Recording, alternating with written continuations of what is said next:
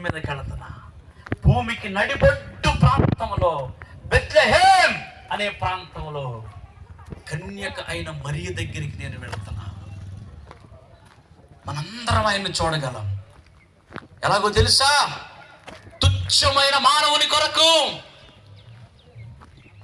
వరంపేటలో ఉన్న మనుషుల కొరకు, కొయ్యూరులో ఉన్న మనుషుల కొరకు, సమస్త దేశాల మనుషుల కొరకు ఆయన కన్య మరియ గర్భం ద్వారా ఆయన సశరీరుడుగా ఈ భూమి మీదకి ఆయన రాబోతూ ఉన్నాడు. ఆయన ఈ విషయం నేను అర్జెంటుగా వెళ్ళి చెప్పాలి. అర్జెంటుగా భూమికి నడిబొడ్డు ప్రాంతమైన బెత్లెహేం ప్రాంతానికి నేను వెళ్ళాలి. భూమికి నడిబొడ్డు ప్రాంతానికి నేను వెళ్ళాలి. కన్య మరియతో నేను మాట్లాడాలి. దయాప్రాప్తురాలా, నీకు శుభం.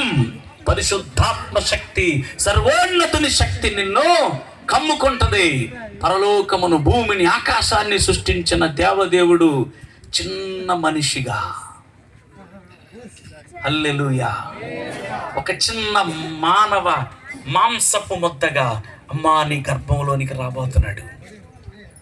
దేవదూతలు పులకించారు. కొన్ని కోట్ల సంవత్సరాలుగా సమీపించడాన్ని తేజస్వి అనుకున్నాం ఆయన్ని. ఈ రోజున మనుష్యుడి రూపంలో మనం ఆయన్ని చూడబోతున్నాం. ఎంత మహిమ! దేవుడు చెప్పకుండానే మధ్యాకాశానికి వచ్చేసారు వాళ్ళు.